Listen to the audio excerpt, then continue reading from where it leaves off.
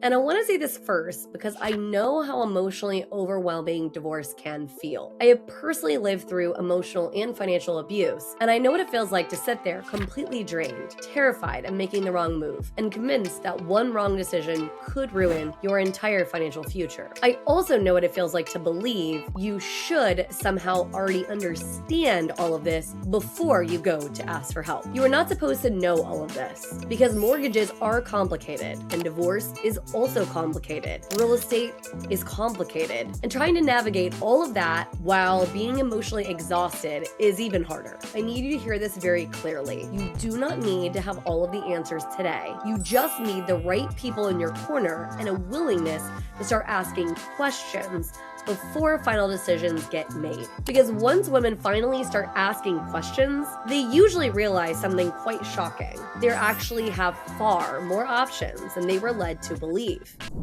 You do not need to have your entire divorce figured out to start protecting yourself financially. And one of the biggest mistakes women make during divorce is waiting until everything is finalized before learning what their options actually are, especially if your spouse handled the money, controlled financial decisions, or made you feel like you could never survive financially on your own. Because the truth is, you probably have more options than you realize. And I want to say this first because I know how emotionally overwhelming divorce can feel. I have personally lived through emotional and financial abuse, and I know what it feels like to sit there completely drained, terrified of making the wrong move, and convinced that one wrong decision could ruin your entire financial future. I also know what it feels like to believe you should somehow already understand all of this before you go to ask for help. You are not supposed to know all of this because mortgages are complicated and divorce is also complicated. Real estate is complicated. And trying to navigate all of that while being emotionally exhausted is even harder.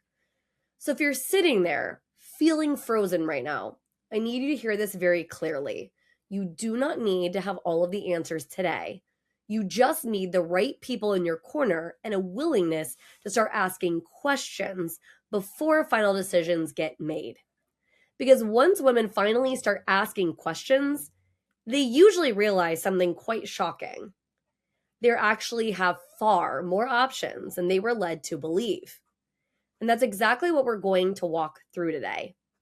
We're going to talk about the house, the mortgage, what happens to the equity, what refinancing can actually look like, what happens if you cannot qualify a loan right now, and then most importantly, how to stop making decisions from panic because the house is inherently an emotional thing. But the mortgage, it's just math. And those are two very different things. One of the biggest mistakes I see women making during divorce is attaching their entire sense of safety or success to whether or not they keep the house. Now, listen, sometimes keeping the house absolutely does make sense, and sometimes refinancing it into your own name is actually the best path forward, but sometimes it's not. And I say that with kindness because emotionally, the house can represent everything, a whole lot, because it can represent your kids and your memories, your routines, your identity, your proof that held the family together. So when someone says to you, maybe keeping the house is not the best option, it can feel deeply personal. But financially, we have to separate emotion from sustainability because keeping a house you cannot comfortably afford does not create peace for you. It creates another layer of stress. And this is why understanding what your options are before finalizing the divorce matters so incredibly much. So, let me simplify something that confuses a lot of people. There is a huge difference between mortgage and the title. The mortgage is the debt, and the title is the ownership. So, just because someone's name is on or is not on one does not automatically mean the same thing for the other. And this is exactly why you need coordinated professionals involved early. A divorce attorney, a mortgage expert, and often a realtor should be all helping you understand the bigger picture before the agreements get finalized. Because what I see happen way too often is women sign agreements emotionally before they fully understand the financial consequences. And then later they realize they cannot refinance the way that they thought they could, or they gave away equity that they needed, or they kept a house that is financially draining them, or they waited too long to start preparing. And preparation, it creates serious power, not panic and not perfection, simply preparation. So let's talk about the actual options, because this is where I usually see women physically relax once they realize that they are truly not trapped. So, option number one is refinancing the home into one person's name. This is usually what people think of first. Maybe you keep the house. Maybe he keeps the house. Whoever keeps it refinances the mortgage solely into their name and potentially buys out the other person's share of the equity.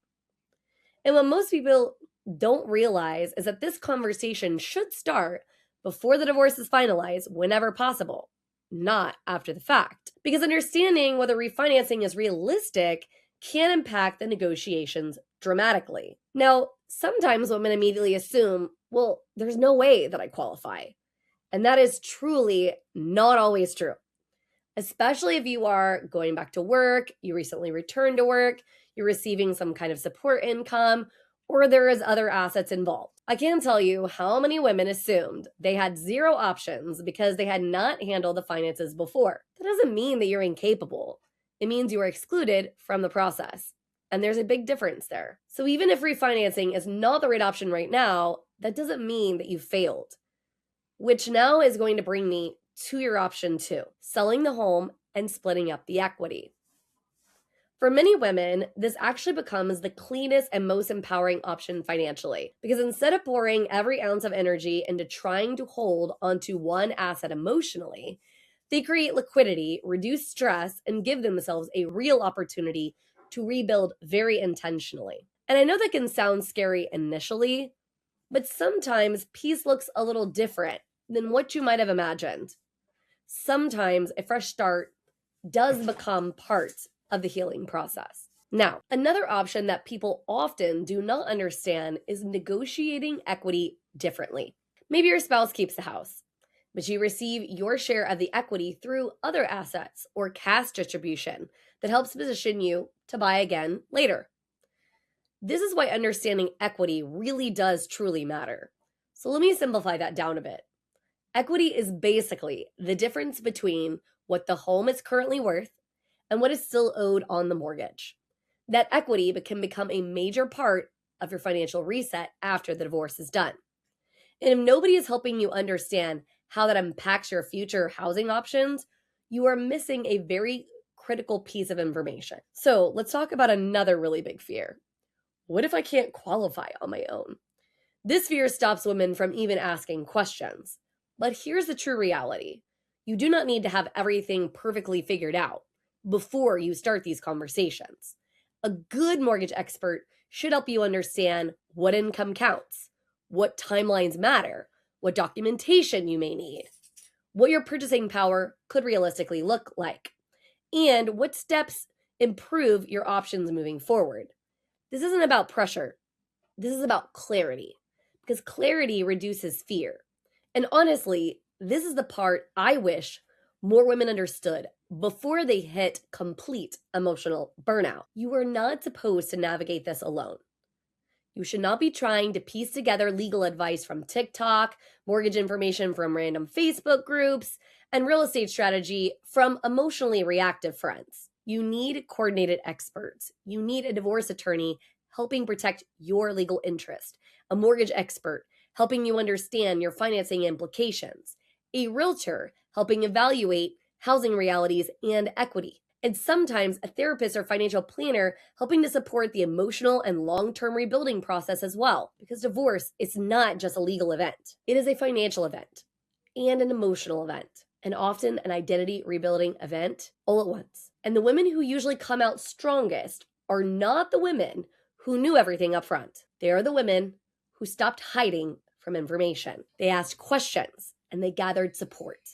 They prepared before final decisions were completely locked in. So if you're watching this right now and you're feeling super overwhelmed, I want to leave you with this.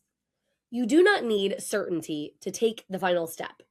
You do not need the entire 5-year plan all figured out. You do not need to know exactly what happens next. And you do not need to carry shame because someone else handled the finances before. You are way more capable than you think. And the goal right now is not perfection. The goal is reducing panic and increasing clarity one step at a time because questions create options and options create stability and preparation creates power. If you are in this situation right now, I created a free guide below that walks you through the financial questions every woman should understand before finalizing divorce decisions involving the house, mortgage, and future planning. And if you want to talk privately about your specific situation, my team and I are here to help you understand your options without any sort of pressure or judgment. You are not trapped and you are not behind, and you do not have to figure this out all alone.